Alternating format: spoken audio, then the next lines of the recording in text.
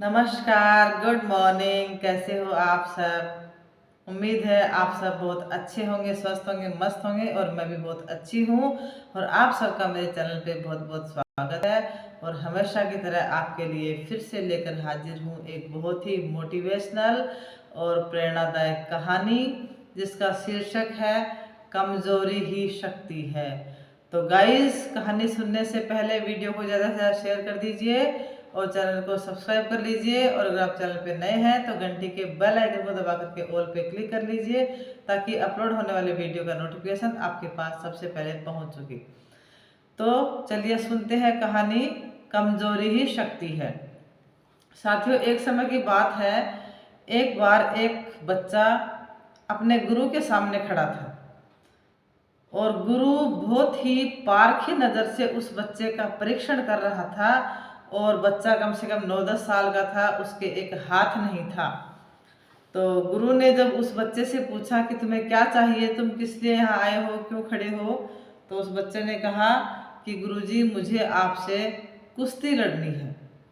तो गुरु ने उस बच्चे से पूछा कि कुश्ती लड़नी है, कि मुझे आपसे कुश्ती सीखनी है, मतलब कुश्ती लड़नी किस लिए है? सीखने के लिए। तो कि मुझे आपसे कुश्ती लड़नी है, कुश्ती सीखनी है आपसे, तभी तो मैं लड़ पाऊंगा। और एक हाथ उस बच्चे के है नहीं और उसको कुश्ती लड़नी है। अजीब सी बात थी। गुरु ने सोचा कि ये तो बहुत मुश्किल हो गया। क्यों स्कूल में बाकी बच्चे सताते हैं मुझे और मेरी बहन को। उसने कहा कि गुरुजी, मुझे बाकी बच्चे जो है ना वो स्कूल में बहुत सताते हैं, मेरी बहन को भी सताते हैं, इस वजह से मुझे कुश्ती सीखनी है। और मुझे टुंडा कहते हैं। टुंडा मतलब जिसके हाथ नहीं होता तो कहते हैं, मुझे टुंडा कहते हैं। हर किसी की नज़र में मेरा जीना हराम हो गया है, मैं बहुत परेशान हूँ। मुझे अपनी हिम्मत पे जीना है। गुरुजी ने ये बात कही कि मुझे किसी की दया नहीं चाहिए, मुझे खुद की और मेरे परिवार की रक्षा करनी है। इसलिए मैं आपसे कुश्ती लड़ूंगा और आपसे कुश्ती सीखूंगा। तो गुरुजी ने कहा कि ठीक बात है, लेकिन अब मैं तो बूढ़ा हो चुका हूँ और किसी को सिखाता भी नहीं हूँ, तुम्हें मेरे पास किसने भेजा है? तो उसने कहा कि मैं कई शिक्षकों के पास गया था, कोई भी मुझे सिखाने के लिए तैयार नहीं हुआ। और एक बड़े शिक्षक ने मुझे आपका नाम बताया है कि तुझे वो गुरुजी सिखा सकते हैं, क्योंकि उनके पास वक्त ही वक्त है और कोई सिखाने वाला भी नहीं है। और आपके पास खूब समय बताया उन्होंने कि भाई आपके पास कोई भी दूसरा व्यक्ति भी सीखने वाला नहीं है, तो आप अच्छे से मुझे वक्त दे सकते हो। और कोई भी जो है वो मुझे सिखाने वाला नहीं मिला, सबने मुझे मना कर दिया। ऐसा वो बच्चा उस गुरु से बोला।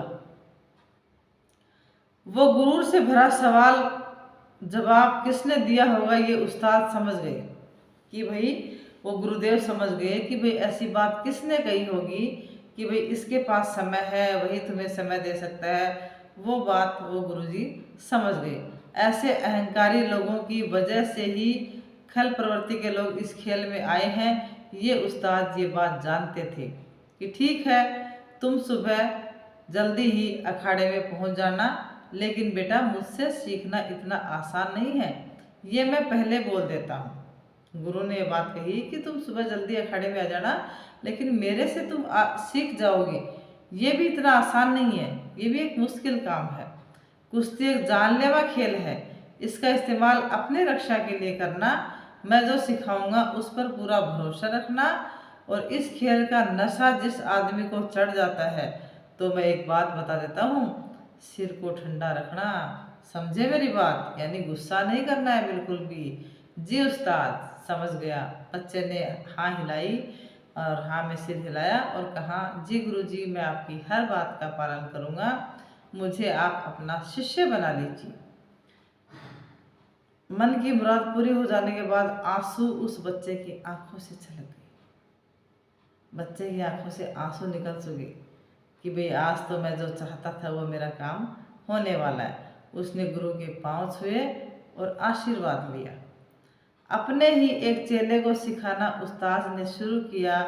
मिट्टी रौंदी, मुग्दुल से धूल झटाई और इस तरह एक हाथ के बच्चे को कैसे विद्या देनी है, ये सोचते सोचते उस उस्ताद की आंख लग गई। गुरु ने सोचा कि किस प्रकार से मुझे इस बिना हाथ वाले बच्चे को कुश्ती सिखानी है।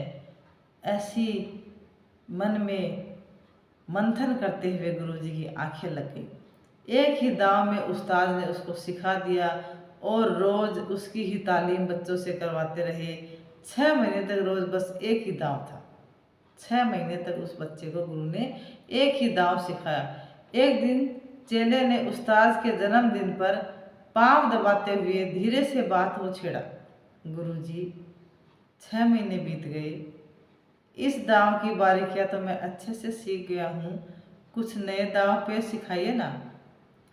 उस्ताद वहाँ से उठ के चल दिया। बच्चा परेशान हो गया कि उसने तो अपने गुरु को नाराज़ कर दिया। फिर उस्ताद के बात पर भरोसा करके वो सीखते रहे। उसने कभी नहीं पूछा कि मुझे कुछ और भी सीखना है। अब गांव में कुश्ती की प्रतियोगिता होती है। उसमें बड़े बड़े इनाम थे कि जो भी विजयी होगा उसको बहुत बड़ा इनाम दिया जाएगा। हर एक अखाड़े में चुने हुए जो पहलवान थे उन्होंने कुश्ती में शिरकत करने आए। वो उस्ताद ने अपने चेले को भी बुलाया कि भाई कल सुबह बैल जोत के रख गाड़ी को और पास के गांव तुमको जाना है और सुबह कुश्ती लड़नी है तुझे, कि भाई वहाँ पे एक प्रतियोगिता होने वाली है। पहलवान 2 कुश्ती इस बिना हाथ के बच्चे ने यूं ही जीत ली। वो जो पहलवान बच्चा था उसने 2 कुश्ती तो बिना हाथ के, पहली कुश्ती तो ऐसे ही जीत ली। इतना पहलवान बन चुका था वो बच्चा कि पहली बार जब कुश्ती खेल करी उसने तो पहली बार में 2 कुश्ती तो उसने जीत ली। जिस घोड़े के आखिरी आने की उम्मीद हो और वो रेस जीत जाए तो रंग उतरता है, वैसा ही सारे विरोधी उस्तादों का मुंह उतर गया। देखने वाले आश्चर्य में पड़ गए कि बिना हाथ का बच्चा कुश्ती में कैसे जीत सकता है। किसने सिखाया होगा इसको, कौन इसका गुरु होगा।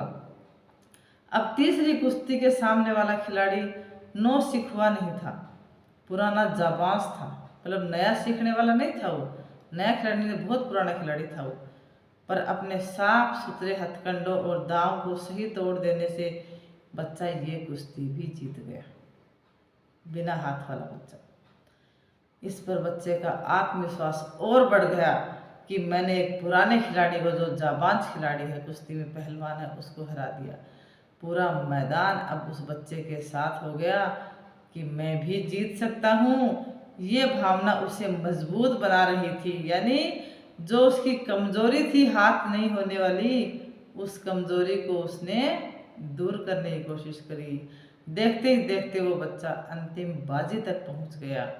जिस अखाड़े वाले ने उस बच्चे को उस बूढ़े उस्ताद के पास भेजा था, वह एक अहंकारी पहलवान का चेला ही इस बच्चे का आखिरी कुश्ती में प्रतिस्पर्धी था। कितनी बड़ी बात है। ये पहलवान उसकी उम्र का होने के बावजूद भी शक्ति और अनुभव से इस बच्चे से बहुत ज़्यादा श्रेष्ठ था। कई मैदान मार लिए थे उसने। इस बच्चे को वो मिनटों में चित कर देगा, ये स्पष्ट था। पंचों ने राय मशविरा किया, सलाह मशविरा किया कि ये कुश्ती लेना सही नहीं होगा, कुश्ती बराबर वालों से होती है।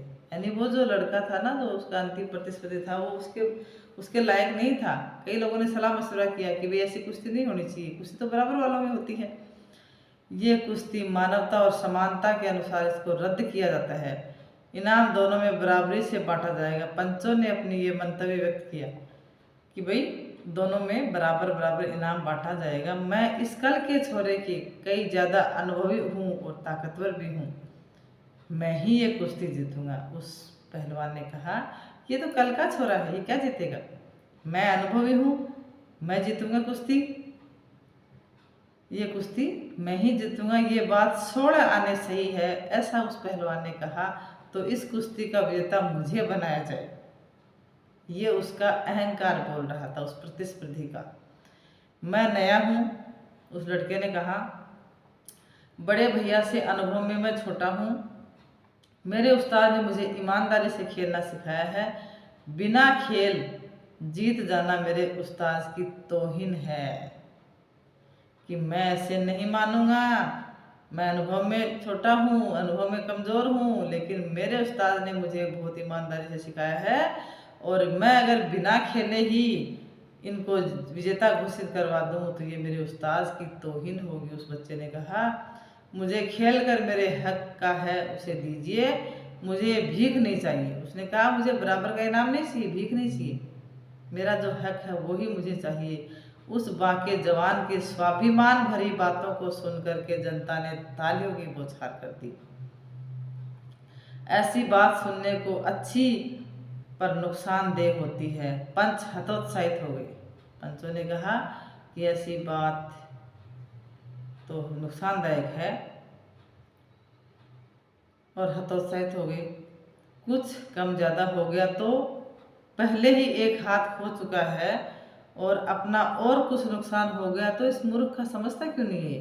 पंचों ने कहा कि ये तो मूर्ख है, पहले ही इसका हाथ नहीं है और ये इससे बड़ा पहलवान है, कुछ और हो गया तो मूर्ख कहीं का। लड़ाई शुरू हो गई। सभी उपस्थित अचंभित रह गए। सफाई से किए हुए वार और मौके की तलाश में बच्चे ने फेंका हुआ दांव उस जो बलवान प्रतिस्पर्धी था उसको झेलते नहीं बना था, यानी वो नहीं झेल पाया था उस बच्चे के दांव पेचों को। वो मैदान के बाहर औंधे मुंह जाके गिरा। कम से कम परिश्रम में उस नौ सिखिए स्पर्धक ने उस अपने पुराने महारथी को धूल चटा दी थी। अखाड़े में पहुंचकर चेले ने अपना मेडल निकालकर उस्ताद के पैरों में रख दिया कि गुरुदेव, आपकी दी हुई सीख से, आपके दिए हुए दाव पैर से आज मैं मेडल जीत के लाया हूँ। और अपना सिर उस्ताद के पैरों की धूल माथे लगाकर मिट्टी से सना लिया। उस्ताद, एक बात पूछनी थी मुझे सिर्फ एक ही दांव आता है, फिर भी मैं जीता कैसे? अपने गुरु से पूछता वो चेला कि उस्ताद, मुझे तो एक ही दांव सिखाया आपने, फिर भी मैं कैसे जीता? गुरुदेव ने कहा, तू 2 दांव सीख चुका था इसलिए जीत गया। कौन से 2 दांव उस्ताद? मैं तो समझा ही दो दांव कौन से हैं। पहला कि तू ये दांव अच्छी तरह से सीख चुका था कि उसमें गलती होने की कोई भी गुंजाइश नहीं थी। तुझे नींद में भी लड़ाता तब भी तू इस दांव में गलती नहीं करता। तुझे ये दांव आता है, ये बात तेरा प्रतिद्वंदी जान चुका था, पर तुझे सिर्फ यही दांव आता है, ये बात थोड़ी उसे मालूम थी। वो ये तो जान चुका था कि भाई ये कुश्ती में जीतता, लगातार जीतता आ रहा है, लेकिन उसको ये मालूम नहीं थी कि तुझे सिर्फ एक ही दांव आता है। और दूसरी बात क्या थी उस्ताद? दूसरी बात ज़्यादा महत्व ये रखती है कि हर एक दांव का एक प्रतिद्वंद होता है। ऐसा कोई दांव नहीं है जिसका तोड़ ना हो। वैसे ही इस दांव का भी एक तोड़ था।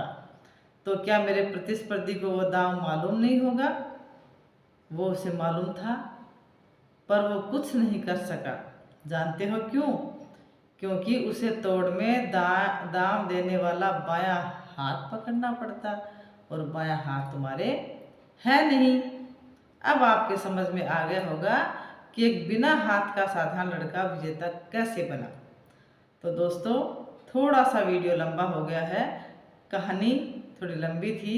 इस कहानी से हमें यही शिक्षा मिलती है कि जिस बात को हम अपनी कमजोरी समझते हैं, क्यों ना हम उसी को अपनी शक्ति बनाकर जीना सीख लें और विजयी बनेंगे तो हम, और वही हमारा सच्ची शिक्षा होगी कि अपनी कमजोरी को पहचान कर उसको शक्ति बनाओ। अंदर से कहीं ना कहीं हम कमज़ोर होते हैं, दिव्यांग होते हैं। उस कमज़ोरी को मात देकर जीने की कला सिखाने वाला गुरु हमें चाहिए, उसकी हमें ज़रूरत है। जो उस्ताद उस बच्चे को मिला, ऐसे गुरु की हमें ज़रूरत है। तो दोस्तों, कहानी कैसी लगी कमेंट में कमेंट करके ज़रूर बताना। Thank you for watching.